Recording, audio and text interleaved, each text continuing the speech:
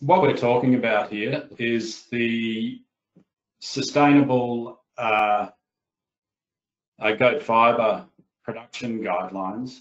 The development of the guidelines was commissioned by AgriFutures, as we've heard, in consultation with industry and in response to increased global market sensitivity concerning goat fibre production and sustainability. Certainly that increased global focus is not limited to goat fibre, it's across all commodity products. So it is timely and it is not surprising that there is increased interest. This increased sensitivity was illustrated by the recent development of the Responsible Mohair Standard by the Textile Exchange, which is a Texas-based not-for-profit organisation. There are 25 countries as members of that organisation, and what they seek is to embed sustainability into businesses and supply chains. Feedback from South Africa, which is the major buyer of Australian mohair, indicated that sustainability was attracting increased attention among their customers, and it was determined by Mohair Australia Limited that investment in the area was prudent, as we've heard. Now, this guideline does cover cashmere as well, and I'd like to point that out certainly and strongly from the outset. So the development of the guidelines was commissioned with the objective there being to develop a resource to help Australian goat fibre producers produce goat fibre sustainably through methods that achieve good social welfare, economic resilience, environmental stewardship, and animal health and welfare outcomes. Now, outcomes is a key focus, as you'll see as I go through this presentation and we talk about the structure of the guidelines. Now, as you heard from Miller, Schuster Consulting Group was charged with the development of this resource. Schuster Consulting Group was established in 2004, and we operate across 4 main domains, those being strategy and planning, project management, standards and conformance, and collaboration and engagement. We've been involved with the goat industry since about the year 2000, and obviously through Schuster Consulting Group since 2004. Schuster Consulting Group was involved or responsible for the development of the Going Into Goats Guide, which some of you may be aware of. That is an MLA, a Meat and Livestock Australia flagship publication, and it does in fact include, as Module 11, a mohair module. We also work extensively in the area of standards development and the development of conformity assessment programs.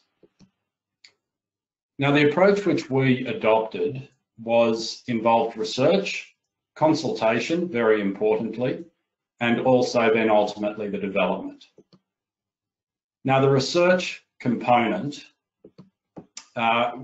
through this, we explored what it was the industry wanted and what existed to meet the kind of requirements that we were hearing were required out there. What resources were out there? Livestock Production Assurance, which is a meat integrity system program, National Livestock Identification System, or the NLIS system. That also helped with traceability. There's state and territory requirements out there for social welfare. We all know about minimum wages and animal welfare and the like, animal welfare standards. So we know that tools exist that support sustainability. What we needed to do was identify those resources and importantly look at what the gaps were that also existed. We had there was anecdotal evidence that Australia was in fact doing much of what was required in the Responsible Mohair Standards, which I mentioned earlier, that the Textile Exchange had developed. What we needed to do was map what Australian producers are already doing that satisfy the requirements of those standards. So we investigated, among other resources, we looked at the beef and sheep sustainability frameworks, which exist here in Australia, and they align to the United Nations Sustainable Development Goals, as Miller mentioned.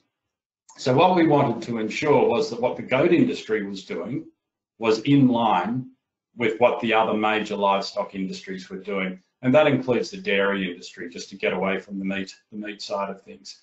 I mentioned before NLAS, LPA, and the Australian Animal Welfare Standards and Guidelines. So we wanted to look at all of those and identify any gaps that may exist between what programs such as the RMS were looking for and what you as goat fibre producers in Australia were already doing.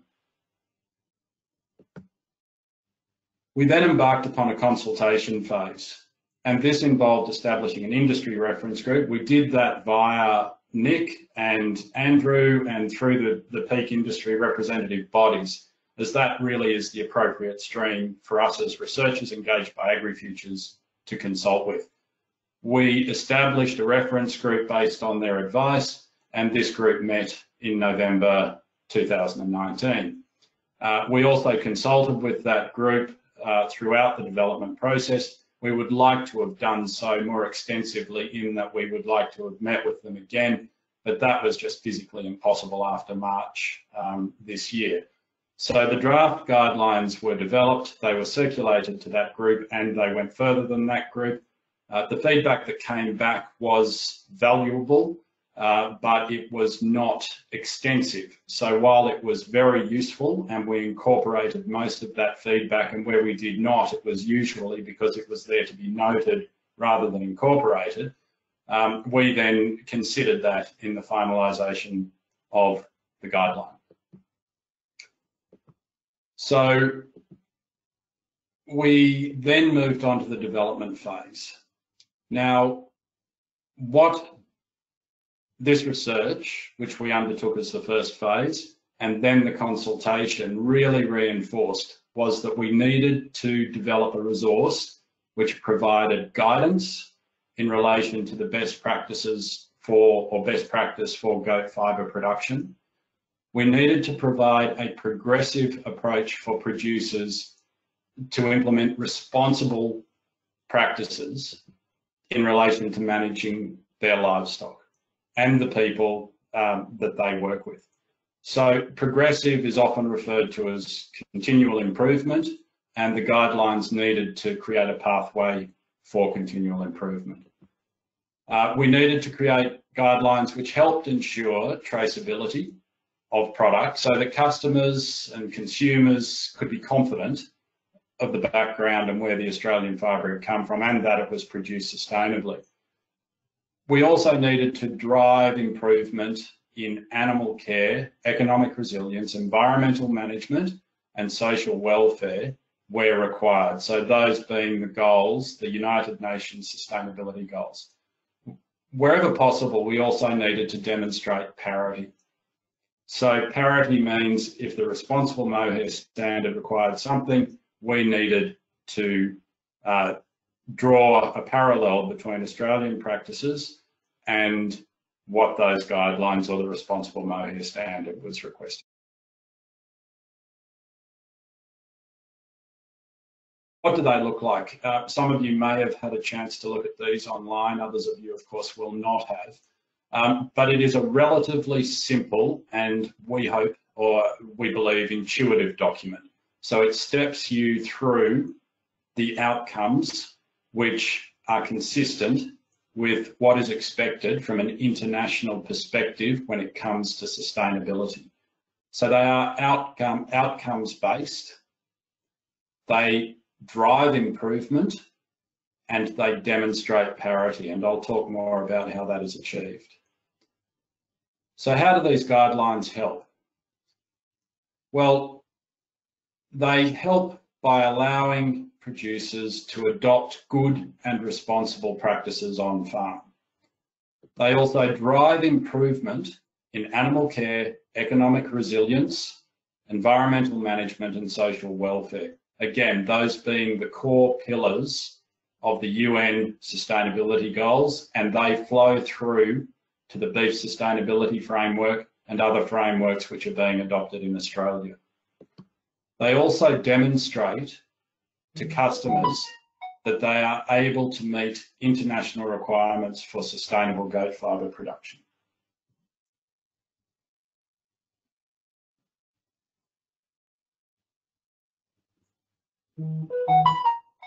That's me, Peter. I might just call him so we can ask you. Okay, sorry, here we go. I'll pause there because we have a question, and thanks for your adaptability. So the question I have is, what are the differences between the guidelines and what is a standard and what is certification?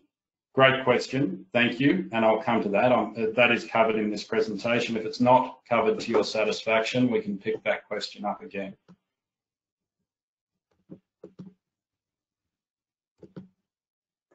So the structure, the guidelines identify the specific guidance areas which reflect the UN sustainability goals and associated Australian livestock programs, such as the Beef Sustainability Framework. Each guidance area identifies a desired outcome, which is supported by a principle, and guidelines are then provided for how to achieve that outcome.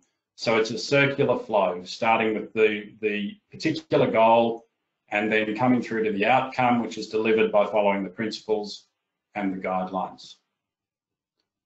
As I mentioned before, we have developed the guidelines such that they may evolve into standards. They are not standards in their own right. That is a separate development process. But so as not to have to reinvent the wheel, we have very deliberately developed these in a format which could evolve into standards.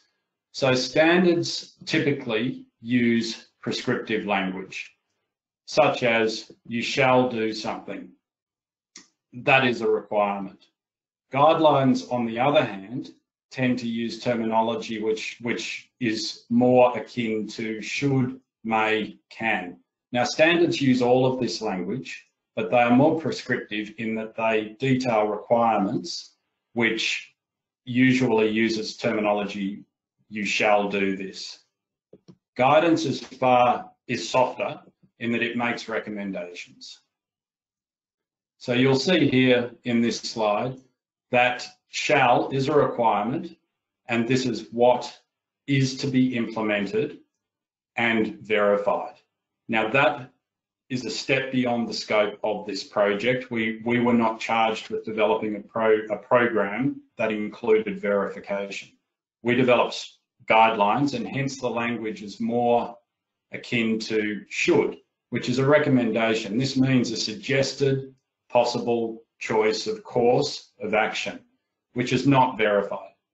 May is more in line with a permission. So where the language is may, that typically is giving permission for an activity, and can refers more to a possibility or a capability. So this language is not accidental in the development of guidelines and standards. There is a very, we have followed the ISO's standard for the development of standards, and they recommend particular language, or they prescribe particular language, which is what we've adopted in these guidelines, and it is appropriate to guidelines. Were these guidelines to be converted to standards, a noticeable change would be in the terminology and the introduction of the use of the term shall. So the structure of the actual guidelines follows, again, the sustainability goals, which we've discussed before. So that's the particular guidance area. The initial guidance area is animal health and welfare. The outcome being sought there is the well-being and health of animals is paramount for producers and the broader goat fibre industry. So the guidance area is animal health and welfare, and that is the outcome being sought. The guidelines then outline a principle which is supported by the guidelines. The second area is economic resilience. This is about improving productivity and profitability, and that this ensures the economic resilience of producers. So sustainability in a broad term does not just talk about environmental sustainability or animal welfare. It's broader than that, as these pillars show. The third area looks at environmental stewardship, with the outcome being producers are committed to maintaining a healthy natural environment, including soil, water, air, and a thriving natural ecosystem. The fourth guidance area is people and community, with the outcome here being a safe, healthy, and capable workforce, together with the provision of a safe product to our customers, is essential to the sustainability of the goat fibre industry. That's the outcome we're seeking to achieve through that pillar. The fifth and final guidance area is management systems. The outcome here is producers comply with legal and other requirements and continually improve their performance. Really, what we're talking about with management systems is what you use to demonstrate parity or compliance. So the layout also includes icons so that those reading the manual or the guidelines can be alert to other issues which may affect or may be relevant to the particular guideline they're interested in. So these are indicated by alerts, signposting, and linkage. The different icons will alert the reader to that, and we've structured it so that alerts essentially contain important considerations, including variations on customer expectations. Now, there are particular elements which, for example, the responsible mohair standard requires, which are not at the moment covered in Australian programs. These are few and far between, but they do exist. What we have done in the development of these guidelines is flag where there may be a divergence, and that divergence would potentially be addressed in the development of a standard if industry chose to go down that particular path. In the signposting, one of the key tasks we were charged with was not duplicating existing resources. There was anecdotal feedback that LPA and LIS and other programs covered off sufficiently what was being requested internationally. We weren't to duplicate that, nor, importantly, were we to reproduce volumes of information which exists in other forms or other formats at the moment. One good example is the material contained within the Going Into Goats guide, including the mohair module.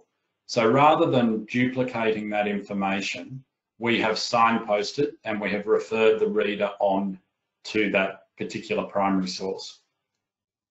We have also identified areas of linkage.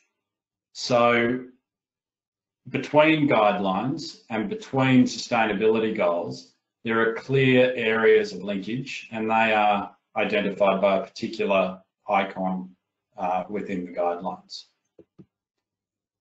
So in conclusion, and this is my final slide before going to questions, but these guidelines are a logical first step towards sustainable production and the demonstration of sustainability credentials. They fill the gaps, and they could easily be converted to a standard which could then be certified and verified. This has been developed to align with international expectations of what constitutes sustainability, and as I mentioned, written in a way that supports standardization. Now, before I go again to questions, I will come back to the question that has been put. What are the differences between guidelines and what is a standard and what is certification? So I think I've covered that off, but essentially guidelines are what you should do. Standards are what you must do or shall do, and standards are typically verified by a third party, and upon achieving the particular level of performance dictated by that standard, then you may be certified. What we are finding is that increasingly in the global environment, it's not good enough to say, I'm doing this, trust me. what people are looking for is that third-party certification that I'm doing this, trust me, here's what I am doing, and someone else can come in and verify that that is in fact that I am doing what I am saying I am doing. So there is a natural flow. What you want to do is make sure you have the capacity and capability to meet a standard before you implement that standard and ask a third party to come in and verify that you meet that standard. If you go straight for a standard and third party certification without having the tools to allow producers to achieve that particular standard, it can obviously be problematic.